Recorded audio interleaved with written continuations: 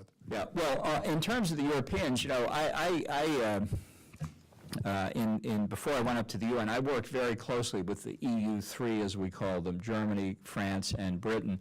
And I'll tell you, this may come as a surprise, but even in those early days, and I think it's been true in the years since then, the people most skeptical of any Iranian commitment on the nuclear front were the French.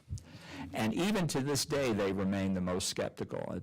Foreign Minister Laurent Fabius, I think, a couple of times has brought this thing to a screeching halt. And it's a fine irony that a French socialist government is the only thing between us and this debacle. But kudos to them for saying it. They're not going to stand in the way of the others. And, you know, in fact, they're just as subject to the commercial imperative as anybody else in Europe, which has already, in my view, broken down the sanctions regime. We never should have believed that sanctions alone were going to stop the Iranian program. They were not comprehensive. They were not effectively enforced. Russia, China, and others were helping them breach the sanctions from the get-go. And now, as people anticipate this deal and anticipate the elimination of the sanctions, they haven't been waiting around. There was a report, it's now 2 weeks ago, that an airline called Germania, never heard of it before, but it resumed direct Berlin to Tehran flights for the first time in 10 years already. And you know as well as I do, those flights are filled with European business people going to Tehran to cut deals. So I think ultimately, no, the Europeans will not stand in the way. The Brits are in the middle of an election. The Germans are worried about Greece and the collapse of the euro. They're worried about Ukraine. They want this deal signed, I'm afraid. Now, what will Israel do? Look, as Sarah said, it was a deception on the part of the president from the beginning to say all options were on the table. I don't think he's ever believed it. I can assure you that for the past 4 or 5 years, in any event, nobody in Iran or Israel has believed that all options were on the table. And that's why the spotlight, especially now after the Israeli election, will be on Israel to see what it does. I don't know. I don't profess to have any inside information. It's a terrible decision for Israel to have to make. Iran's nuclear weapons program is not just Israel's problem. It's a problem for the whole civilized world. But since the leader of the civilized world isn't going to do anything, the question now is what Israel will do. I think Israel does have the capability to break Iran's control over the nuclear fuel cycle at various key points, the enrichment facilities that we know of, the little spoken of but very important uranium conversion facility at Esfahan. This is how you take uranium as a solid, U-308, you convert it into a gas, uranium hexafluoride. It's the gas that goes through the centrifuges. As far as we know, there's only one conversion facility. It's above ground. Everybody knows exactly where it is. Ought to be relatively easy to destroy. And then there are other things that they could do as well. If the United States were to undertake this, we would do a much more thorough job. I mean, it would be destroyed along with the Iranian air defense system and the Iranian Air Force. Israel doesn't have that capability, but they have been thinking about this for quite some time. I think the biggest question is what steps the West as a whole should take after that attack to bring down the Iranian regime. I'm not optimistic that that's going to happen for the next 2 years either, but Israel's going to have to make the very difficult decision whether to act on its own, as it did twice before, against this threat. So from the U.S. point of view, given the weakness of our leadership, I think we should be thinking about what to do when we wake up one morning and hear that Israeli planes are over the key facilities in Iran.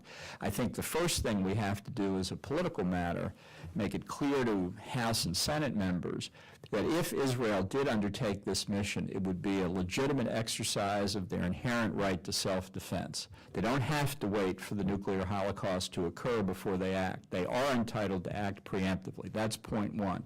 And point two, and that means protecting Israel at the United Nations Security Council, which I'm nervous about for all the obvious reasons.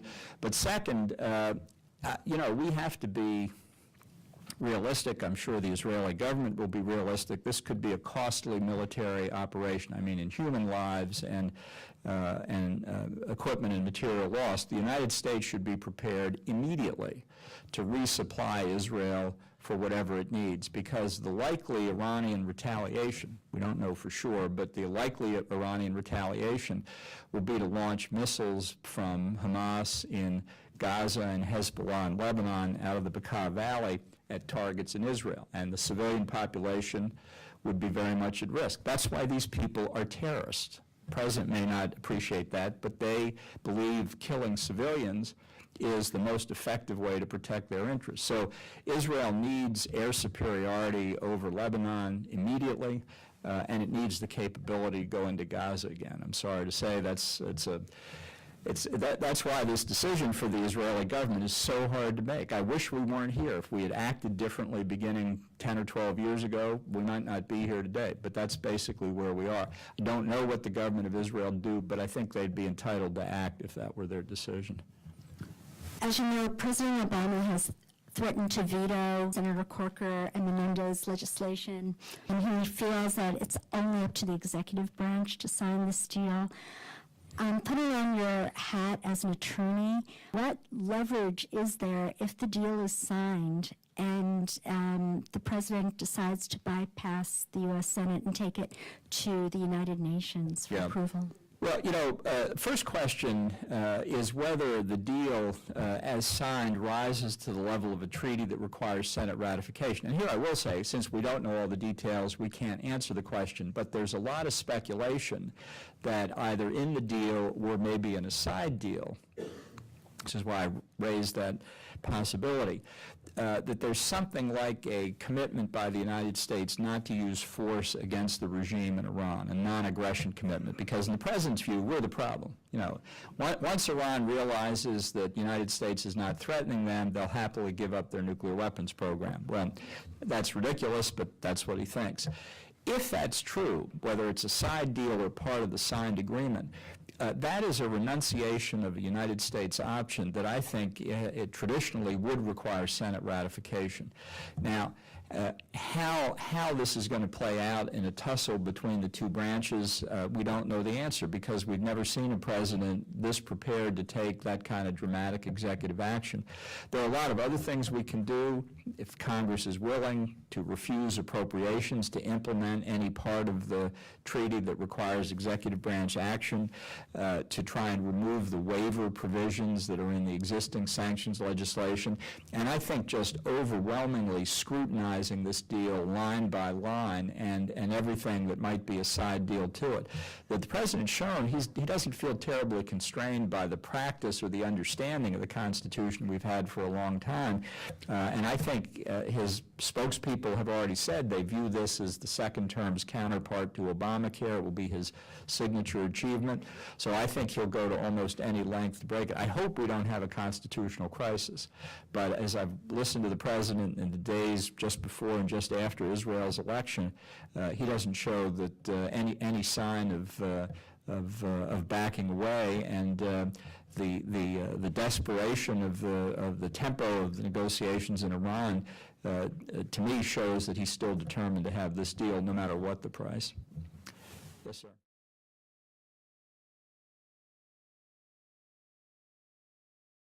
It defies reality. The president's operating in a parallel universe here, and that's why if you talk to the oil-producing monarchies of the Arabian Peninsula, they are desperately afraid that they're being left on their own, and that friends of the United States are increasingly confronted in that part of the world with the question, well, why rely on the United States? Look at the way they treat Israel. If that's the way the United States treats Israel, how are they going to treat Kuwait or the United Arab Emirates when their time of trouble comes? And I must tell you, it's a very hard, if not impossible, question to answer. The fact is the president is empowering a terrorist regime.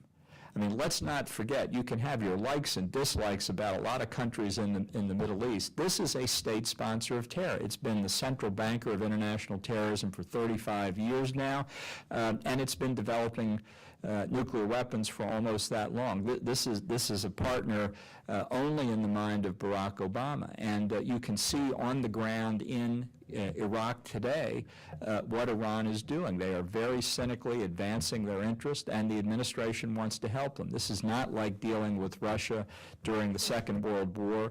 We have no common interest with Iran, and the president obviously thinks something very different. This is an ideological view that he's held for a long time, and it's not going to change. So I think we're going to see a continuing deterioration over the next 2 years. I think others in the region will say to themselves, we've got to look out for number one. They'll cut deals with Iran, not because they want to, but because they're not going to move out of the neighborhood. Just as General el-Sisi opened negotiations with Russia on the nuclear reactor front and on the purchase of weapons, reversing Egyptian policy that was put in place by Anwar Sadat when he kicked the Soviet advisors out in the 1970s. Our ability to influence events in the region is declining day by day. And let's be clear, our adversaries can read the calendar just as well as we can. They know that we have an election in less than 2 years. They don't know who's going to win that election, but they know the guy they've got there now is most likely to be accommodating to them as they advance their agenda. So that's why I fear the pace and the scope of national security challenges that the United States is going to face is actually going to ratchet up over the next 2 years.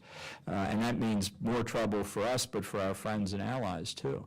And it's based on, to come back to your original question, a vision of the world that's simply contrary to reality. Yes, sir.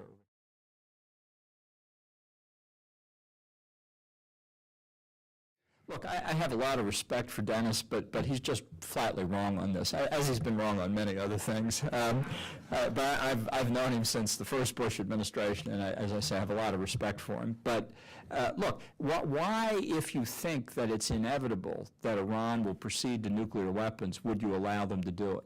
Because once they have them, the whole calculus changes. And the idea that then we take action is putting ourselves in the hands of the regime in Tehran as hostages. And as I said, and it may already be too late on this front, once they're at that point, the proliferation implications are truly frightening. The only way to prevent the risks of Iran with nuclear weapons or the proliferation is to stop the program before they get there.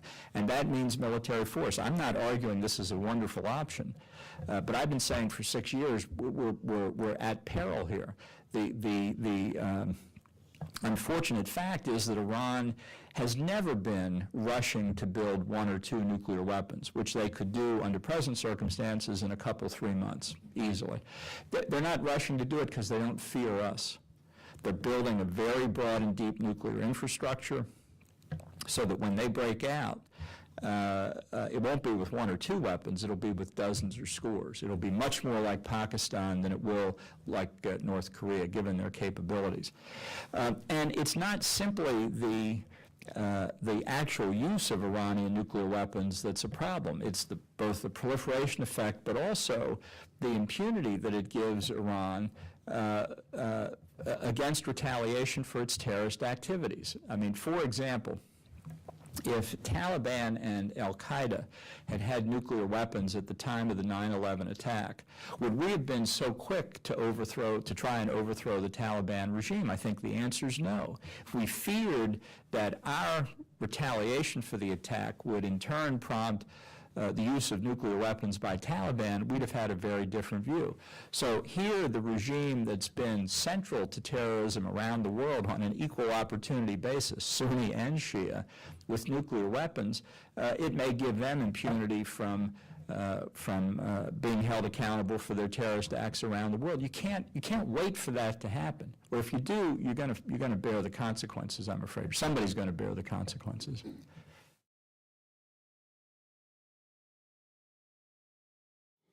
Yeah. Let me tell you what I think is the motivating factor here. I know there are a lot of theories, but I have to say everything you need to know about Barack Obama is that he went to Columbia and Harvard Law School.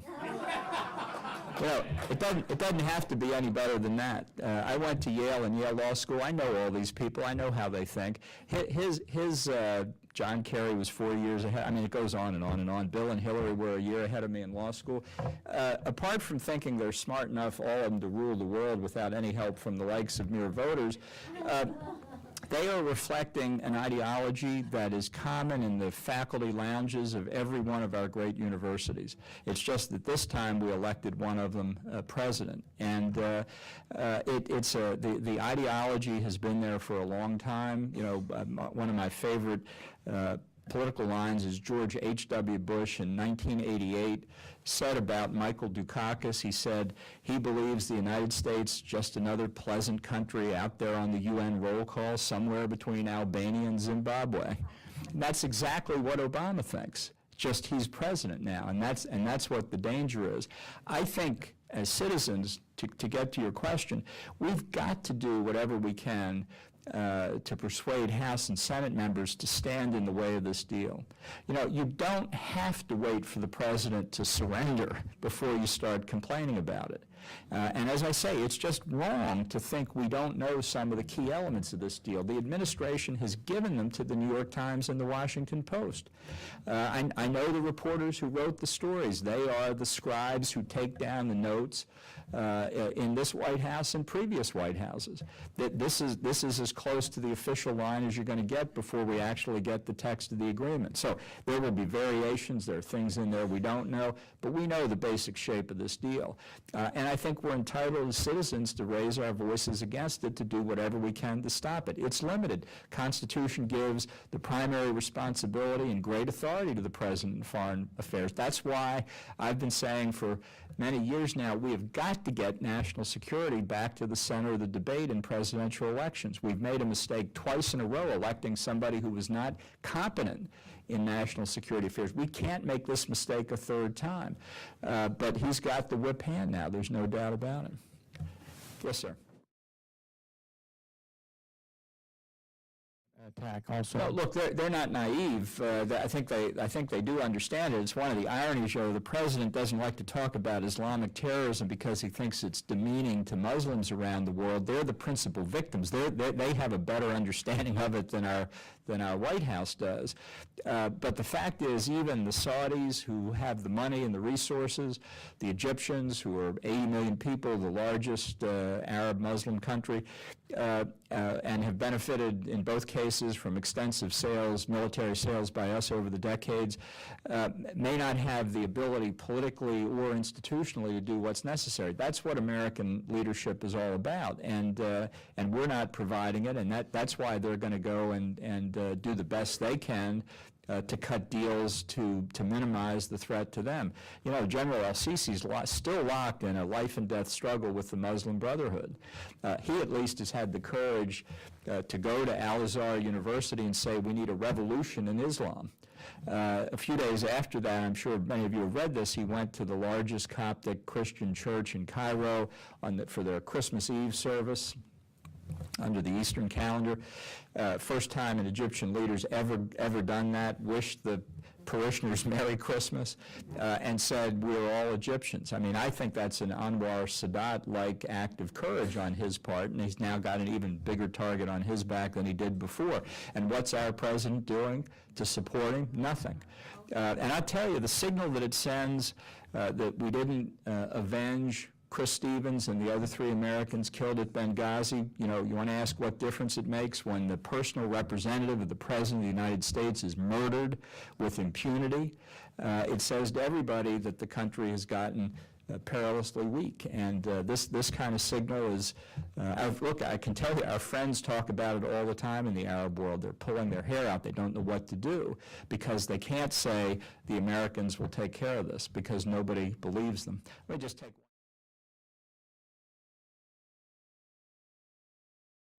look, I mean, if Sarah certainly mentioned it, but if you look at the human rights record of the Ayatollahs, it's nothing to write home about. And one of the worst aspects of this deal is we are legitimizing this regime. they will be able to say, we stood toe-to-toe with the Americans, and basically we won the negotiation. We have legitimized our uranium enrichment program and other aspects of the nuclear fuel cycle. So you opposition figures, don't tell us about what's good for the Iranian people. We've just delivered. It's incredible that we have not seen the significance of that, and that's a signal that won't be lost around the region either. This is how the United States treats countries that they regard, that our friends regard as adversaries to them as well as us, the exact opposite of the way we treat our putative allies like Israel. So we're in a very difficult position, but that's, the government in our country is in our hands, and there might be a lot of other things we'd like to do over the next 18 months, but there's nothing more important than the safety of the country. So it's up to us really to do what we can. It may be very frustrating. I'm sure that's the way most of you feel, but we can't sit back. We can't just complain. We've got to get active. We've got to try and change this, slow it down, alter the agreement, derail it, whatever we can do, and on the larger front as well. It's important that people support groups like Emmett and do whatever you can do, whatever's within your capabilities. We all have our constraints, but if we're inactive, the other side is going to prevail, and they're certainly prevailing now. But that's, the good news is we still have it in our power to change it, and that's what you've got to go out of here feeling today. Thank you very much.